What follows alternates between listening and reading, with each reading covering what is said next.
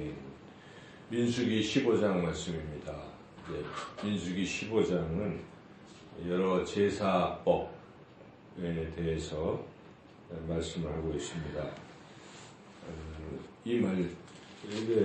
이 앞에 민수기 14장은 지금 1세대가 하나님 말씀을 믿지 못하고 10명의 가나안 정탐꾼들 이야기를 듣고 애굽으로 돌아가자고 그렇게 불신의 태도를 보였을 때에 하나님께서 그들은 이 가나안 땅에 들어갈 수 없다라고 분명히 선언하셨습니다. 그리고 그렇게 불평하고 악평하고 해서 백성들을 낙심에 빠뜨렸던 부정적인 보고를 했던 10명의 정탐꾼은 그 자리에서 죽임을 당했습니다. 그래서 이제 안타깝지만 1세대는 가나안 땅에 들어갈 수가 없는 것입니다. 그런데 이제 나머지 이들은 전체 40년 중에 38년을 광야에서 계속 유리 방황하는 것이죠. 그런데 민수기는 그들이 남은 38년 동안 유리 방황하는 이야기에 대해서는 거의 언급하지 않습니다. 그냥 훌쩍 뛰어넘어서 이제 거의 끝자락의 이야기들로 이제 이어지고 있는데, 특별히 이제 우리가 이제 16장부터 보면은 마지막 그 임세에 거의 40년이 될 즈음하야 고라와 다단 등 반역을 꾀한 자들에 대해서 하나님께서 또 처벌하는 그런 것들을 말씀하셨지, 그 38년 동안 어떻게 유리 방황했는지 부분은 언급하지 않습니다. 그래서 그 부분은 그렇게 의미가 없다는 것이죠. 이제 끝난 것이니까. 그래서 그 다음 가나안 땅에 들어가서 이제 어떻게 할 것인지에 대한 부분을 말씀하시는 것이죠. 그래서 여기에 15장에 이렇게 갑작스럽게 가나안 땅에 들어가서 해야 할 일을 말씀하시는 그 이유는 지금 시간이 이제 훌쩍 뛰어넘어서 38년이 지나고 이제 40년이 됐다 이런 의미입니다. 그래서 14장에서는 가나안 땅에 들어갈 수 없다 이렇게 말씀하는 것이고 15장에서는 가나안 땅에 들어가면 이렇게 말씀하는 것이기 때문에 지금 이 15장의 말씀은 어찌 보면 가나안 땅에 들어갈 2세대를 위한 그런 말씀이다. 우리가 그렇게 알 수가 있죠. 그래서 2세대가 1세대처럼 그렇게 하나님 말씀을 믿지 못하고 불순종해서는 안 된다는 것을 경고하는 말씀이요. 동시에 이제 정말 살 수 있는 길이 무엇인지를 알려주시는 그런 말씀이라고 할 수 있겠습니다. 그래서 15장의 말씀의 내용은 결국 여러 가지 제사법들에 대해서 소제부터 시작해서 번제, 화제, 속죄제, 속건제, 그런 각 화목제 등등 여러 그 제사법에 대해서 쭉 말씀하고 있죠. 그래서 이 이제 말씀들이 해당되는 것이 누구에게 해당되는가를 분명히 말씀하시는데 2절 읽어보겠습니다. 이스라엘 자손에게 말하여 그들에게 이르라 너희는 내가 주어 살게 할 땅에 들어가서, 그래서 주어 가나안 땅 지금 1세대는 해당이 안 되는, 결국 2세대에 해당되는 말씀인데 그 말씀의 핵심은 하나님께 제사를 잘 드려라 그런 말씀입니다. 이제 이 얘기를 우리가 오늘 우리에게 적용한다면 우리는 이 제사가 거의 예배 아니겠습니까? 그래서 결국 우리가 잘 살 수 있는 길이 무엇인가를 분명히 보여주시는 것입니다. 그것은 하나님을 섬기는 것이요, 하나님을 섬기는 것은 곧 하나님을 예배하는 것이구나 하는 것을 우리가 깨달아야 합니다. 그래서 예배를 소홀히 하는 것은 우리가 하나님의 은혜를 받는 것을 받지 못하는 그런 삶이 된다는 것입니다. 그래서 우리는 어떤 일이 있어도 예배자로 살아야 되겠구나. 항상 하나님을 예배하는 것이 최우선에 있는 것이에요, 우리 삶에. 그래서 어떤 분들은 예배에 목숨을 거는 이런 분들이 있지 않습니까? 나는 정말 예배자가 돼야 되겠다. 예배에 목숨을 거는. 그것이 가장 삶의 중요한 태도이죠.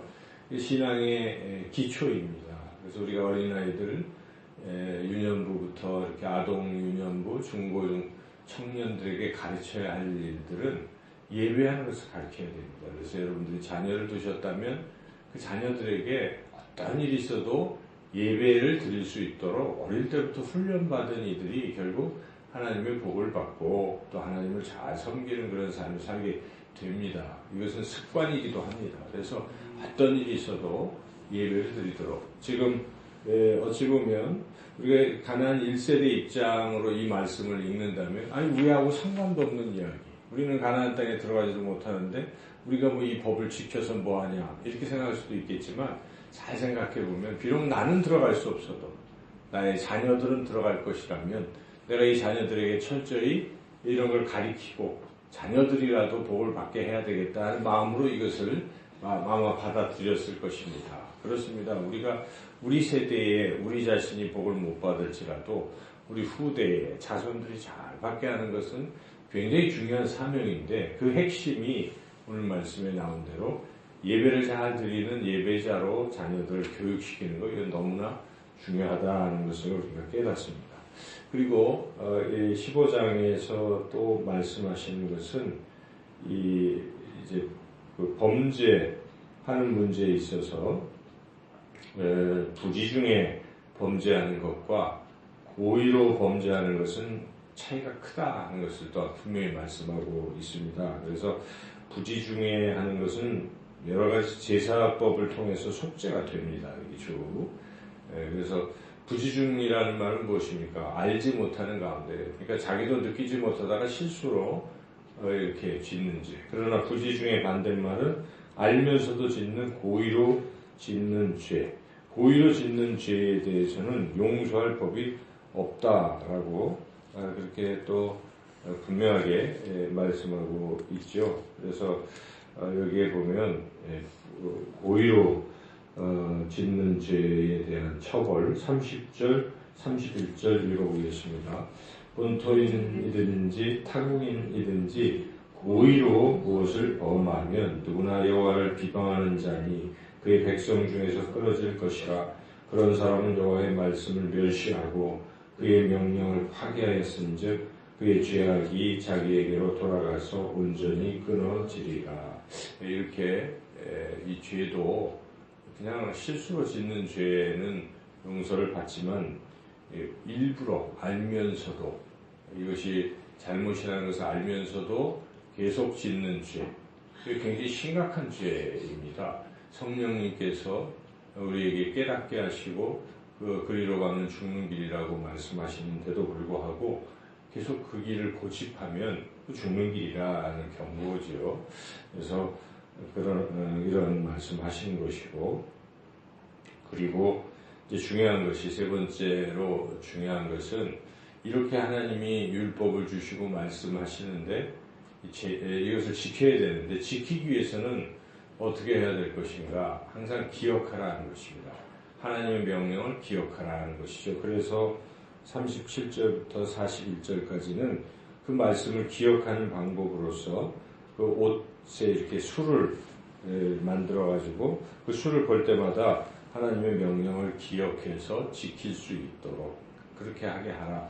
어찌 보면 이것은 이 2세대를 위해서 1세대가 그렇게 기억나게 할 수 있도록 생각나게 훈련도 시키고 가르치기도 하라. 이런 뜻이기도 하지요. 한번 읽어보겠습니다. 이게 왜 술을 달고 하는가? 그 39절 읽어보겠습니다. 이 술은 너희가 보고 여호와의 모든 계명을 기억하여 준행하고 너희를 방종하게 하는 자신의 마음과 눈의 욕심을 따라 음행하지 않게 하기 위함이라. 그래서 40절 그리하여 너희가 내 모든 계명을 기억하고 행하면 너희 하나님 앞에 거룩하니라. 이렇게 기억하는 게 굉장히 중요하구나 하는 것을 우리가 오늘 또 말씀 통해서 깨닫습니다. 기억하는 방법, 우리가 날마다 하나님 말씀을 우리는 늘 또 본 것도 또 보고 또 듣기도 또 하고 계속 그렇게 해나가는 것이 굉장히 중요하죠. 그래서 일주일에 한번 예배만 딱 드리는 그런 신앙의 삶은 말씀을 기억하기가 매우 어렵습니다. 현실적으로 누구라든지 일주일에 한번 지금 어제 그제 주일날 전한 말씀도 기억하는 게 쉽지가 않아요, 사람들이. 그래서 우리가 날마다 그 방법은 하나님 말씀을 새벽마다 읽고 묵상하고 살아가는 것. 그래도 하루 종일 그 말씀을 기억하는 것도 쉽지 않을진데, 그래서 혹자는 하나님 말씀 자꾸 암송을 시키는 거죠. 암송을 시키면 기억이 납니다. 이스라엘 백성들은 하나님 말씀을 기억하게 하려고 이렇게 막 써붙이고 집 문설주에도 써붙이고 또 자기 손목에도 그 말씀을 이렇게 붙이고 이마에도 붙이고 뭐 그런 식으로 자기가 하나님 말씀을 늘 기억하게 하는 그런 삶을 사는 것이죠. 그래서 그렇게 하나님 말씀을 기억해야 한다는 것이 오늘 15장 말씀은 2세대를 향한 말씀이고 그러나 또 1세대가 비록 자신들이 가나안 땅에 갈 수 없지만 자신의 후손들을 위해서 이런 말씀을 자녀들에게 잘 양육하고 자신들도 뒤늦었지만은 순종의 모범을 보이고 살아야 된다는 것을 가르쳐줍니다. 쉽게 얘기하면 하나님을 사랑하는 것입니다. 하나님을 섬기라는 것입니다. 하나님을 예배로 잘 섬기고 그렇게 살아가야 된다는 말씀이고 그리고 특별히 일부러 고의적으로 자꾸 죄를 범하는 것은 극히 나쁜 것임을 우리가 알아서 오늘 이 시대에도 우리 예수님 믿고 신앙생활 하면서도 죄 짓는 거 알면서도 용서받는 것을 전제해서 아무렇지도 않게 범죄하는 그리스도인이라고 한다면 심각한 문제라는 것입니다. 그래서 우리 안에 분명히 살아계신 성령이 우리를 인도하시는 대로 우리가 순종하며 거룩한 삶을 살아가는 저와 여러분 모두가 되시기를 주님의 이름으로 축원합니다.